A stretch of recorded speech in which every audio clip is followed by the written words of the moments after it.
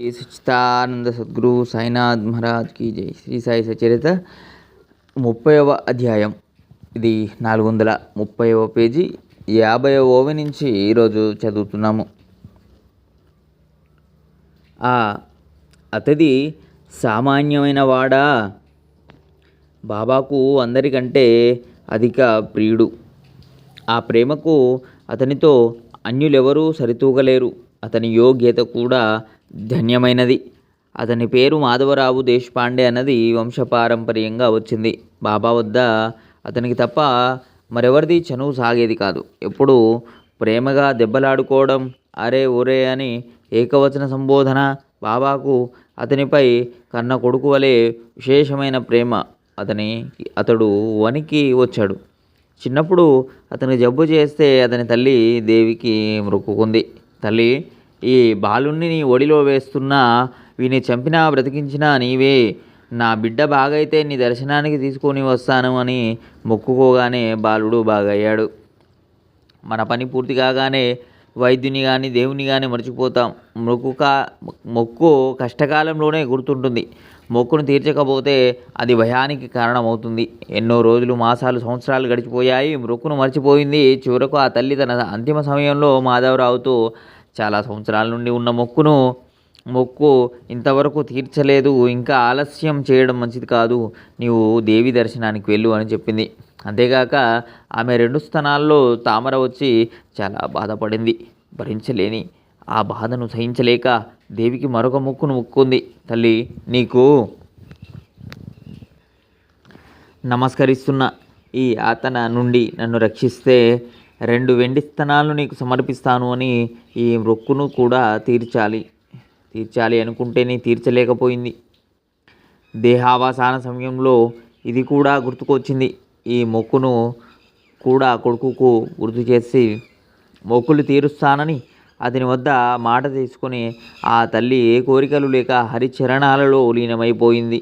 ఆ తరువాత వనికి వెళ్ళాలి అని అనుకుంటూ రోజులు, మాసాలు, సంవత్సరాలు గడిచిపోయాక మాధవరావు మొక్కులను తీర్చడం మర్చిపోయాడు.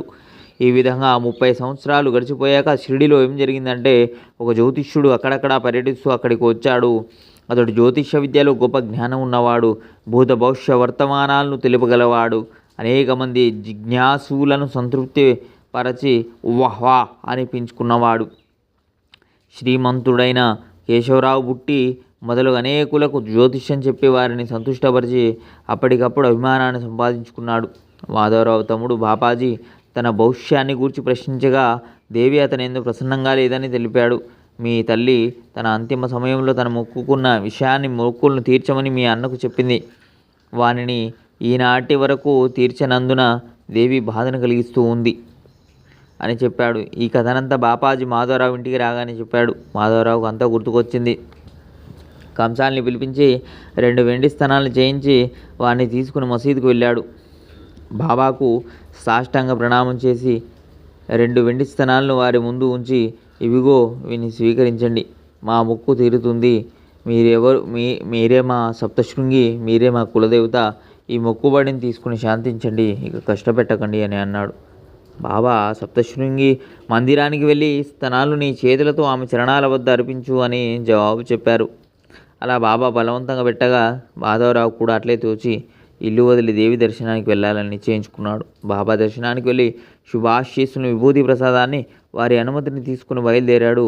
సప్తశృంగి చేరుకుని వారి తెగకు చెందిన పూజారికై వెతకసాగాడు. దైవవశాత్తు ఏ శ్రమ లేకుండానే కాకాజీ ఇంట్లోనే దొరికాడు. కాకాజీ మనసులో అతి త్వరగా బాబా దర్శనం చేసుకోవాలని ఉత్సుకత. సరిగ్గా అప్పుడే మాధవరావు వచ్చి కలవడం ఇది సామాన్య విషయమా? మీరెవరు, ఎక్కడి నుండి రావడం అని ప్రశ్నించగా అతడు షిరిడీ నుంచే వచ్చాడని తెలిసినప్పుడు ఆ ఆనందానికి హద్దులు లేవు.